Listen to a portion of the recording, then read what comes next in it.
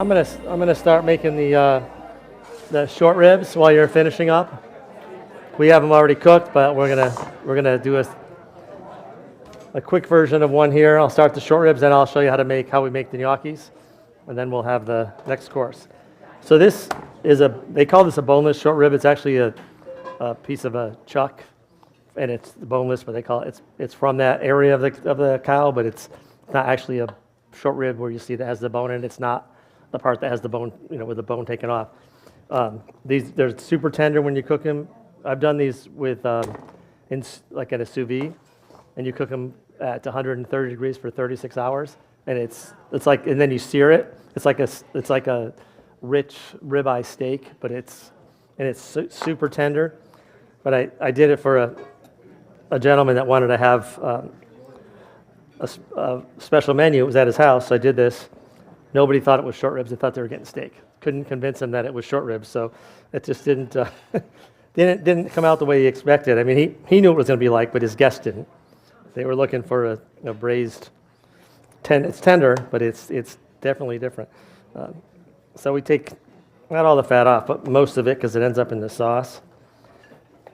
And then depending on what you're going to do with it, if you want a nice, center cut piece on each plate, you can cut them a little bigger, like 8 to 10 ounces for one person. Or if you want it more rustic, more like almost like a stew, you can cut them in 3 to 4 ounce pieces. They'll cook a little faster, and it'll still be tender. I'm going to take this off. So this is a waste. So we usually, for the restaurant, we'll cut them about 12 ounces. So they cook down to like 8 or 9 by the time, because they shrink. But for tonight, I cut them in about 8 ounces. And we cut them up in little smaller pieces as coming with gnocchi. So I'm going to cut them like this size, because no one's eating giant pieces of meat anymore. Anyway, not like they used to. Some people do, but not like it used to be. This one is. This is just a little fillet knife. It's an all-purpose knife. Yeah, you can use it for pretty much anything. So I season them really well with salt and pepper, and then we're going to use a saute pan because I don't have a small braiser. But normally I would use a small braising pan, and we put them in the oven, same as the octopus. Instead of trying to cook it on the stove, you can use a Dutch oven, or and if you see some recipes, we brown the meat, but I also like to brown the vegetables. Some recipes don't call for browning the vegetables. We do. And I put Chianti in it, and it's going to have some tomato paste. And I dredge it in flour, and it gives a little bit of body to the sauce. Because we're not putting anything in it, just a little bit of water and mostly wine. And I use vegetable oil for this. We don't really need the olive oil flavor imparted in here, so. Is that on? No. There we go. All right. So my oil's nice and hot. Just lightly dread it, shake it off. A little hotter. A little more oil. It's right in that plastic container right there. That's it. Maybe a little more. Maybe a little more. Put a little bit more oil in here. There we go. All right. Well, got the flour.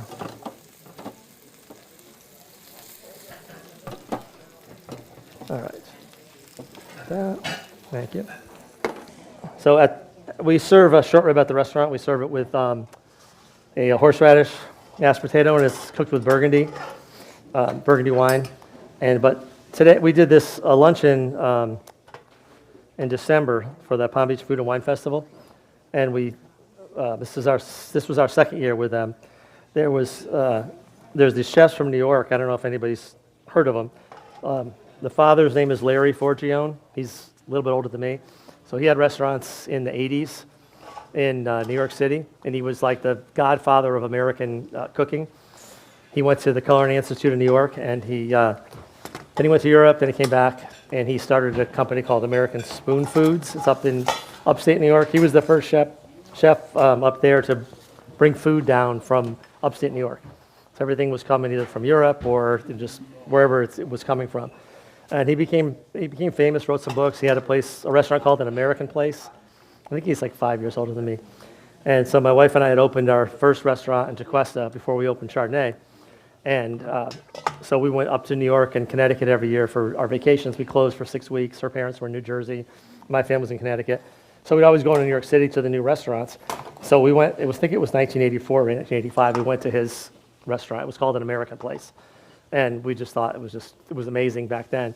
And then, I never met him. And then 2 years ago, when David Sabin, who runs Palm Beach Food and Wine, called me, because I have a chef for you. We had a chef the first year, Tony Montuano out of Chicago, and he did a first year luncheon with us. And then he goes, I have a better fit. He goes, but there's a catch to it. It's like, what? Well, you need to have 3 chefs, because Mark Forgione is Larry's son. He won Iron Chef about 10 years ago. And he has couple restaurants in New York City. And then he has another son named Brian who works for the Cake Boss in Las Vegas, but in his restaurants. And so the only time that they go to events like this is if they all go together, because they don't ever see each other, because they're always working. So we did it 2 years ago, and we loved it, they loved it. And so they came back again this year, and we did it again. So this is a dish that we made for that event. So we wanted to do the beef a little bit differently. Creekstone was one of the sponsors, so we had to use their beef or their pork, so we decided on beef. So when you say this dish is The short ribs, yes, and the gnocchis. And the gnocchis, yeah. So the short ribs that we're doing today are braised with Chianti. You watching those, Jose? Go ahead and turn them, and then when they're ready, just put the vegetables in. So we make a gnocchi at the restaurant that we serve with our veal scallopini, and it's a ricotta spinach gnocchi, and we toss it. But this one we did is an herb, because I didn't want to do polenta and I didn't want to risotto, but I wanted something with some herbs and things, so we made these. So I put these through a ricer. We bake these potatoes so they're dry instead of boiling them. You could boil them, but if the skin bursts or anything, you're going to get watery gnocchis. And I grew up, my aunt in Connecticut, she would make gnocchis, and we would just eat tons of them. And they were so light, and then they'd explode in your stomach afterwards, and you couldn't eat for 4 hours. But between those and her meatballs, so I kind of grew up with them. Ours were different. What she made was different. They were more potato-y, but they were light. So we're going to start with I got 3 potatoes here. And the recipe's pretty accurate if you try to make them, but sometimes the potatoes are moister, sometimes they're drier, so you want to feel a texture to them. And so it's just a few simple ingredients, and this should be enough. So I'm going to do about a cup, a little more than a cup. And I've got about a cup of flour I'm going to put in. And then I'm going to use 2 eggs because these potatoes are pretty dry. And then some Parmesan cheese and a little salt. And then the difference, what we're going to do is we're going to add some sage and some rosemary and some thyme. So that's the savory part of it. And then instead of tossing them in sauce, we're going to, after we poach them, we're going to toss them saute them in a little bit of whole butter, so a little bit brown on the outside, and then we'll scatter them around the plate and then put the vegetables in the sauce with them. And for the vegetables tonight on the plate, I roasted them earlier today, but we have carrots and turnips from the farm here, and I tossed them in olive oil with just some seasoning and a little bit of garlic and roasted them. And we're just going to keep them separate from the sauce. And so in the sauce on the short ribs, I took the vegetables and we ended up pureeing them all. Took the fat off the top and then pureed all the vegetables. Then put them through the strainer so that they're not in there. But usually, by the time you finish cooking these after 2.5 hours, the vegetables are all mushy anyway. So we end up cooking more vegetables and add those, put those in the sauce at the end on the plate. So I'm just going to chop these up, put them in here. What kind of potatoes did you use? I use baking potatoes, Idaho baking russet potatoes. Yes, yeah. The Yukon Golds and things like that are too wet.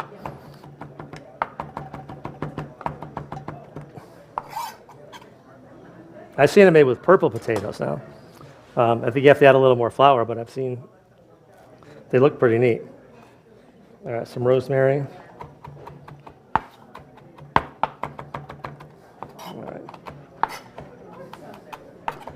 And these cook really fast. You can cook them ahead of time. we cooked them this afternoon at the restaurant. You put them in boiling salted water, and when they come to the top, it's like 3 minutes, and then they're done. So they cook pretty quickly. Whoops, move that out of the way. Let me throw this out.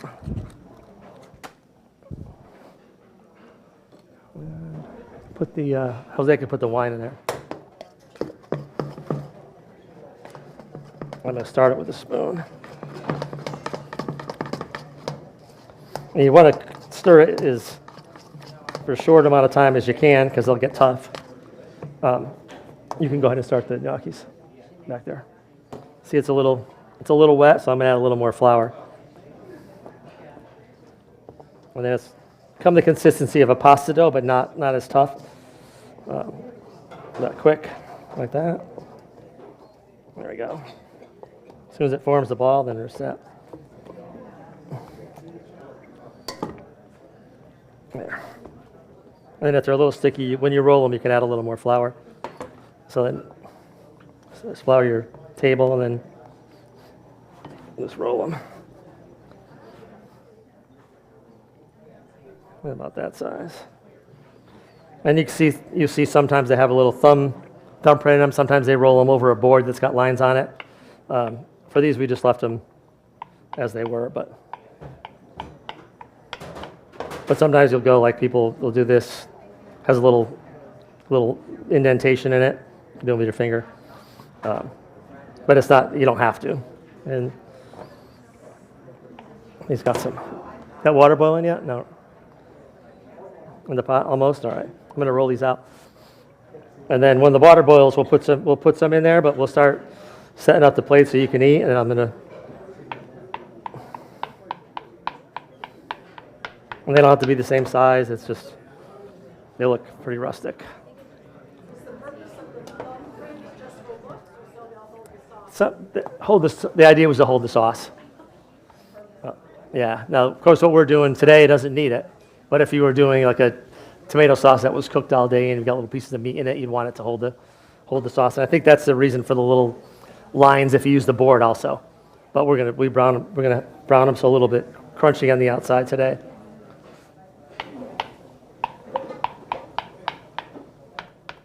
All right, that's good. I'm gonna check the other ones. All right, you ready?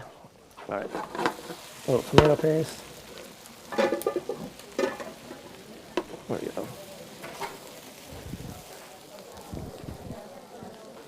Okay. Here's the beef. I just added a little bit of tomato paste to it, and just spread it out. We got the vegetables have a little color. Then we're going to put the wine in.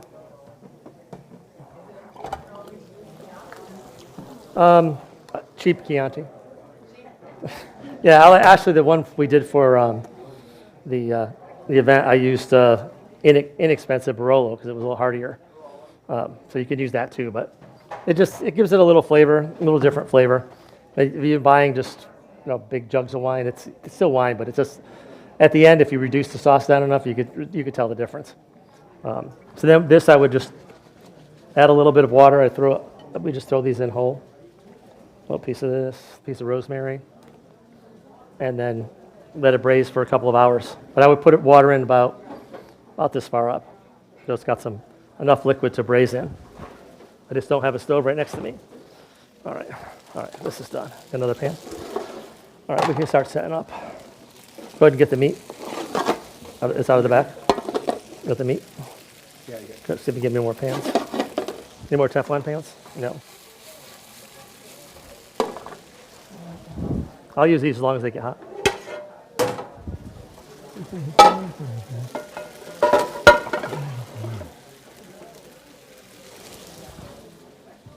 Where's that butter?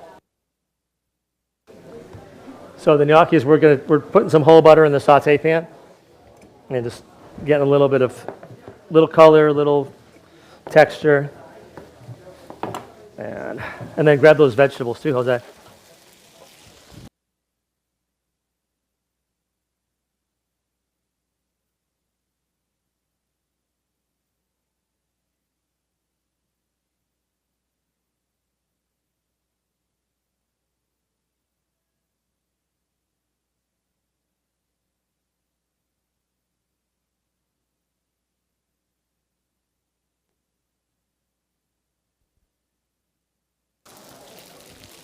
If you were going to do this with the gnocchis, I would use a Teflon pan. Let's see how they're getting some color and texture on them, versus the soft ones that are tossed with normally tossed with a tomato sauce or something.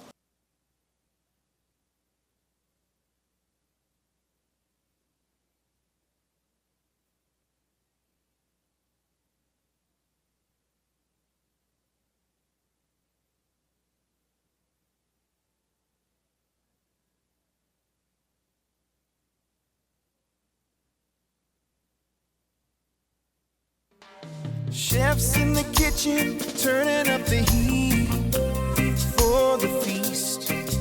We'll be dancing to a reggae song, jamming to the rhythm all night long. Cooking in the kitchen, rocking on the phone. At Kai's Music Garden.